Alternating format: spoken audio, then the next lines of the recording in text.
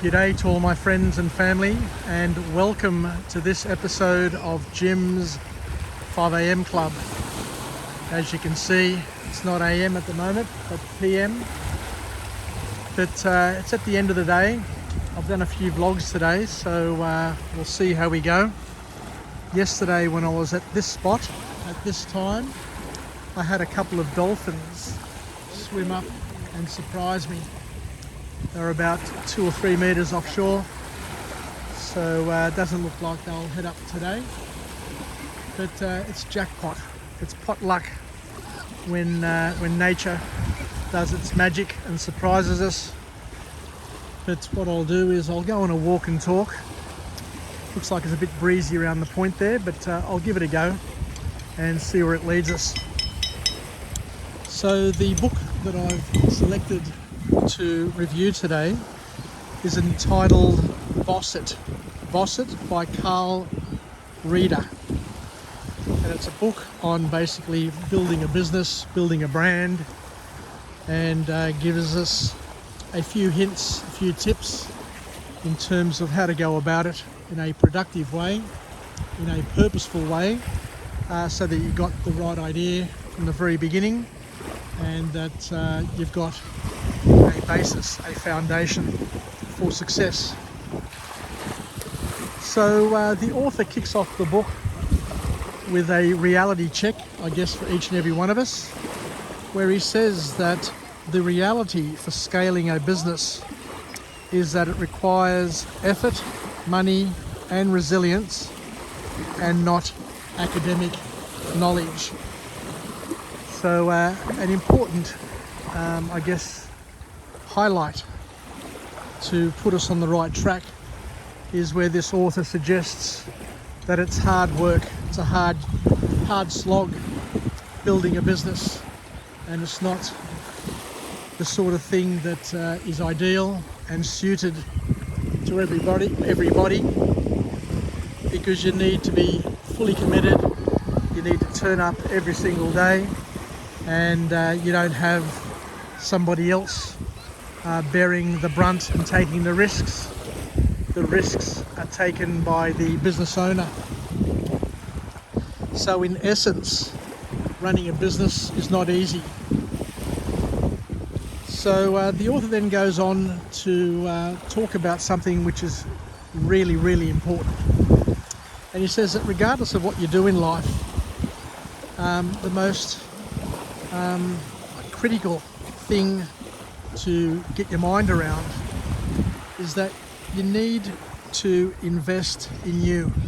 The most important investment that you'll ever make is the investment that you place in yourself.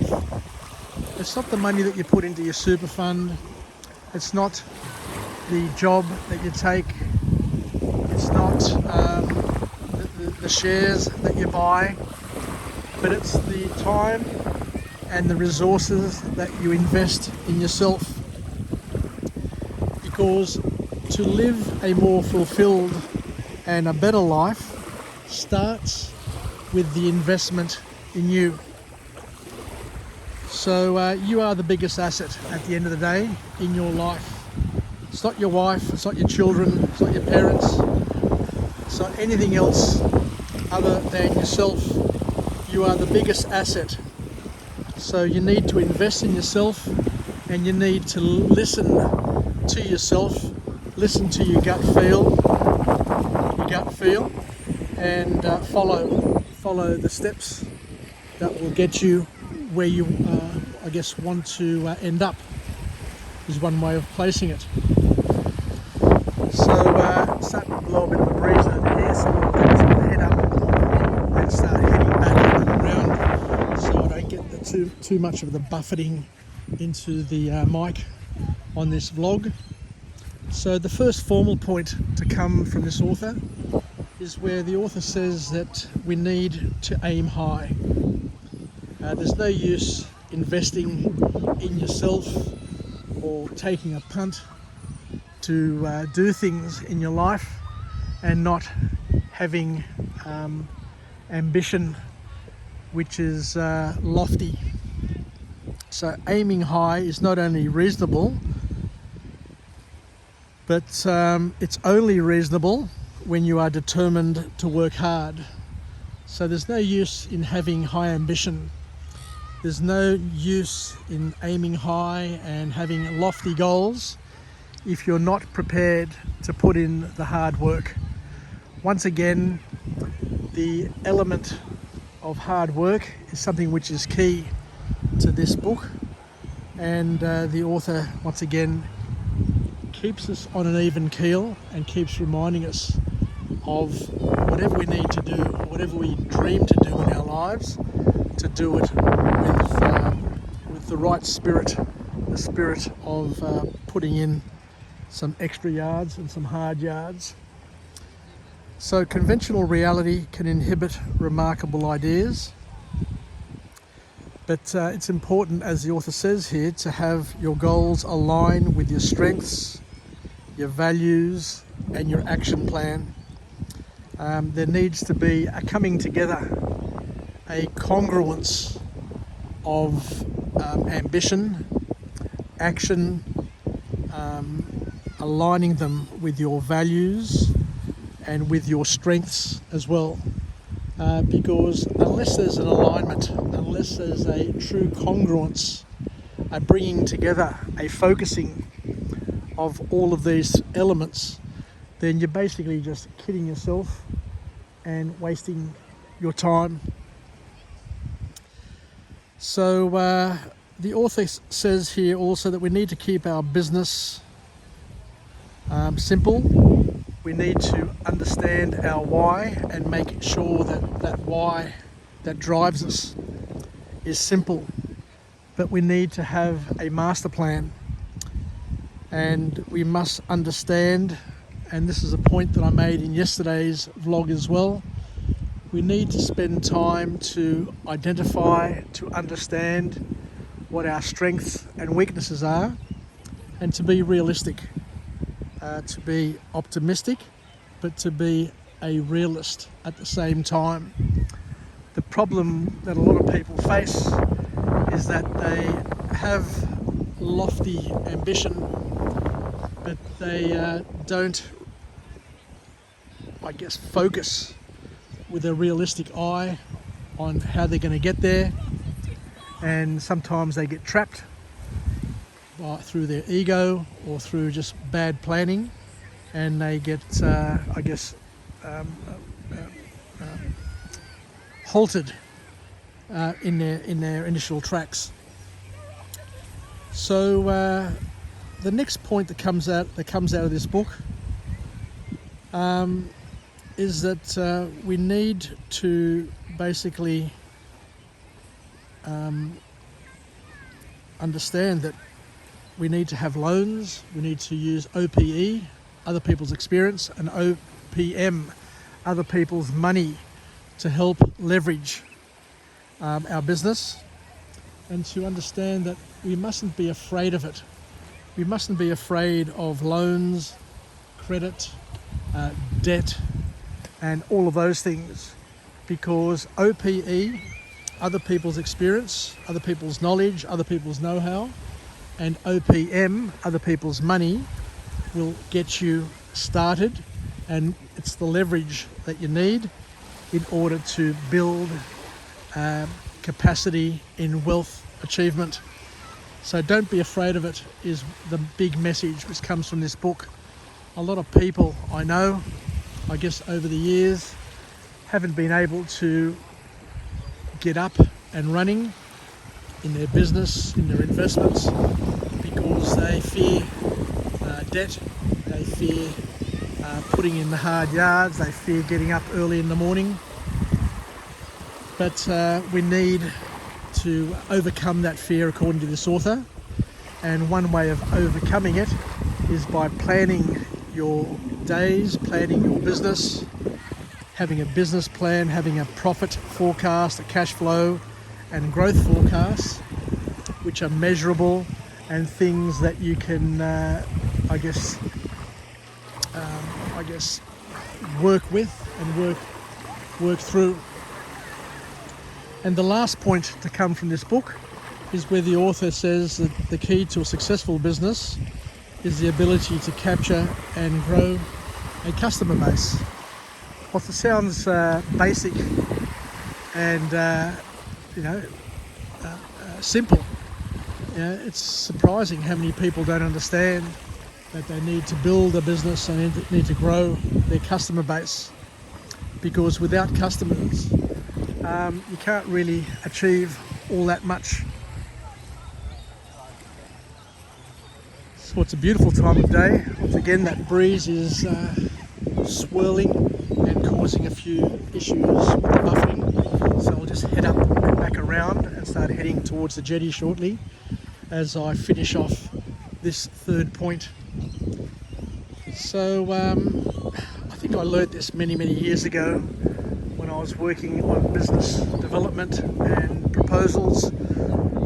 I spent 21 years in the IT&T industry working on outsourcing contracts, and the author here says something that I know, and I think most salespeople know, that it's more expensive to win a new customer than to retain and grow an existing one.